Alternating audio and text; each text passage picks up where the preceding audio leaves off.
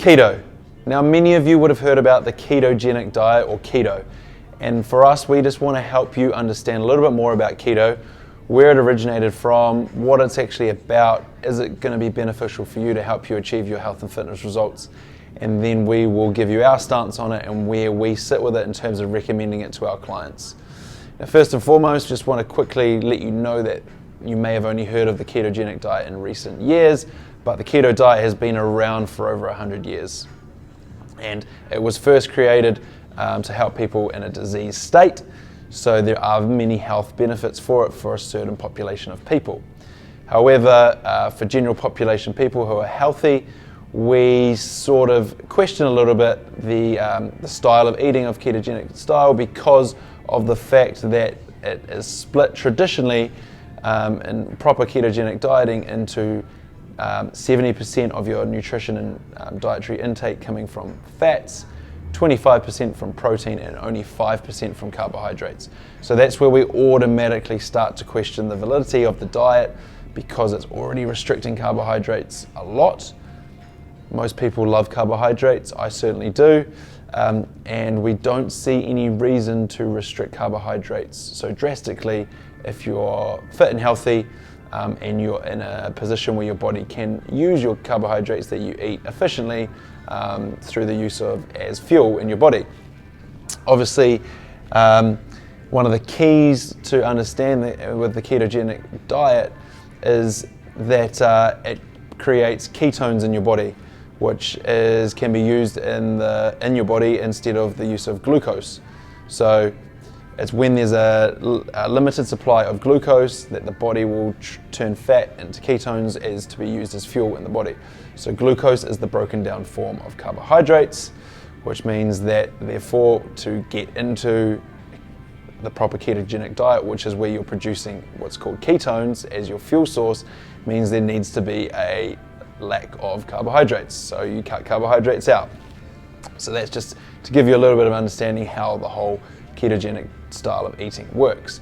Now, we question whether people who say they're following keto are actually in ketosis or producing ketones, and the reason why we question that is because a lot of people who follow a keto style of diet are only avoiding carbohydrates. They don't really care what else they're eating. As long as they avoid carbohydrates, then they feel like they're achieving keto, and the results they're getting are because they're producing ketones and they're in ketosis. Well, maybe they are cutting carbohydrates out, but if your protein is still high and your fat's not as high as 70% of your dietary intake, then maybe you're not actually following a traditional keto diet, which, if that matters or not, maybe not. But just in terms of getting an understanding for what the keto diet actually is, it's important to know what the different nutrient requirements are. When it comes to achieving a health and fitness result in terms of losing body fat and weight, the number one key is adherence. For us, we believe that is 100% true. As long as you can follow something, that diet could be successful for you. And for a lot of people, the reason why they do keto is because it cuts carbohydrates out, which means it's a lot easier to adhere to. Another reason is that a lot of processed food that we eat that results in our negative health results are the fact that there's a lot of sugars and carbohydrates in processed foods. So if we cut out carbohydrates, therefore we have to cut out processed foods, which is a pro of the ketogenic diet, which increases your adherence. Cut a food group out, it's really easy to follow. However, it's important to note that there is a lot of studies out there that suggest that when you keep your protein level consistent across diets and the same calorie levels, then if you're following a ketogenic diet and a non-ketogenic diet, the results are no different. You'll still get the fat loss and body weight changes that you're looking for when all those things are equal. We've also done a video 2 weeks ago on calories and understanding calories a little bit better, so if you want to go back and have a watch of that before I move on to the next point, which is calorie deficit. So calorie deficit is the second most important part of achieving a health and fitness result when it comes to nutrition. Number one, adherence, because you need to be able to stick to something. Number two is calorie deficit, which just means that you're consuming less energy through food throughout the day than you are burning. So you burn more than you consume. Simple maths equation, and you'll hopefully, if you're doing that correctly, you'll achieve body fat loss and weight loss. So, ketogenic diet, is it for me? Well, we prefer not to get people stuck on what we call the nutrition continuum. On the continuum along here, we've got keto down one end and high carbohydrate down the other end. Normally for people that, in our opinion, if you've got higher body fat, a keto style of eating can be really beneficial in the beginning. On the other end of the scale, we've got the lower body fat, and therefore we believe that higher carbohydrate can be more beneficial for those people to fuel their performance. So, high body fat keto, great place to start and get your body to adapt to burning fat as a fuel source. One of the great things about keto is obviously you're consuming a lot of fat and you're cutting down your carbohydrates, your blood sugar levels are more stable, and you can get used to burning fat as a fuel. What is really important to note is just because you're on keto doesn't mean you're in a calorie deficit. You can still overeat calories by following keto. So high fat diet can also mean you're not achieving the fat loss results you want and the weight loss results because you might not be in a calorie deficit. So we prefer people to move along the continuum as they start losing body fat.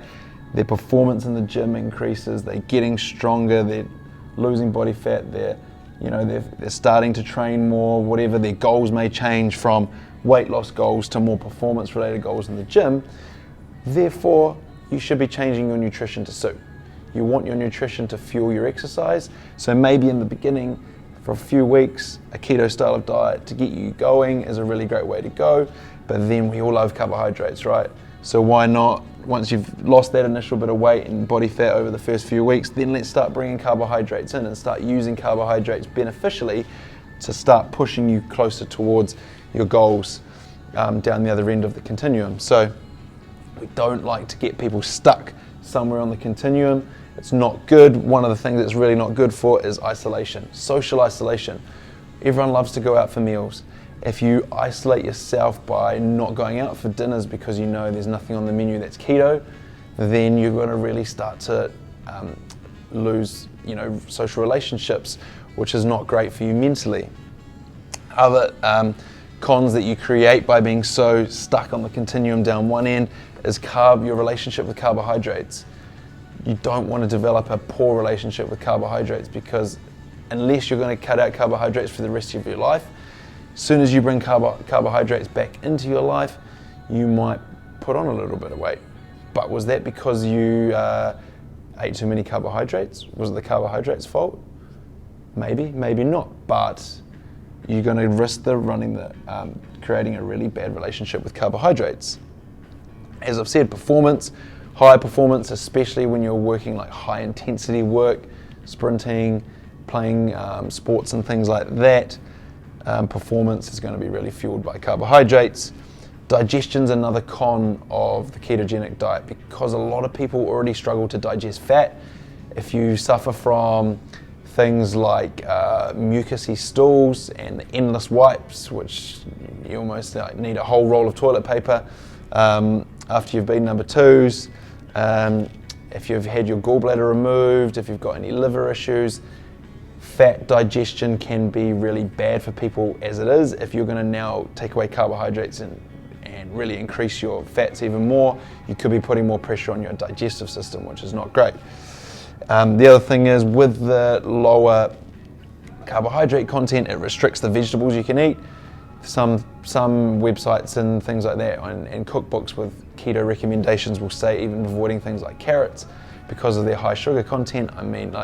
We just do not believe that is a healthier relationship to create with food, cutting out nutritious foods like that.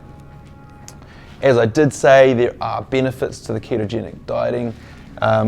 Disease, that's why it was originally created over 100 years ago. Things like epilepsy, Alzheimer's, cancer are really good on the cellular level to avoid fueling those diseases through glucose, through the broken down form of carbohydrates, so you remove it. Ketogenic diet can help the growth of those diseases. As I said, there's pros in terms of society. They're more satiating, is what I was meant to say, and that means they keep you fuller for longer. Obviously, the pros are cutting out a food group, more likely to be in a calorie deficit. Burning fat is a fuel to help you your body start to break down fats for the use of fuel in the body. That doesn't necessarily mean you're losing body fat, but in the body you are burning fat. You still need the calorie deficit to drop the body fat, and then the processed food is what we touched on. So all in all, ketogenic diet, do we like it? For a short period of time at the start of someone's journey, if they're carrying excess body fat and they want to lose body fat, that's their goal, we may use it for some people. Is it something that we believe that you should stay on for a long period of time? No, absolutely not. We want people to move along the continuum and eat as many carbohydrates as they can and still get the results they want, because it fuels performance, they taste great, and everyone is a lot happier, we find, when they eat carbohydrates. So, a little bit of information on ketogenic dieting. There's a lot of information out there, there's a lot of misinformation out there. Don't get sold by the dream of you can eat as much bacon and egg and mayonnaise and whatever else, fried chicken, as you want and achieve the results that you want, because at the end of the day, calorie deficit is still a huge part of it. If everything else is equal and calorie deficit is out, that's going to be the key to determining whether you lose weight or not. Pick something that you can adhere to. If ketogenic for the time being is the method that is going to be something you can adhere to, then go for it. But if it's not something you can adhere to long term, then we recommend that you potentially start out there, or even just start out low carbohydrate, higher fat, higher protein, and then over time increase your carbohydrate. You don't have to have a whole lot of carbohydrates in the beginning, but you also do not have to fully cut it out and restrict it. So if you've got any questions for us on the ketogenic diet and whether it's suitable for you or not, please feel free to get in touch with us.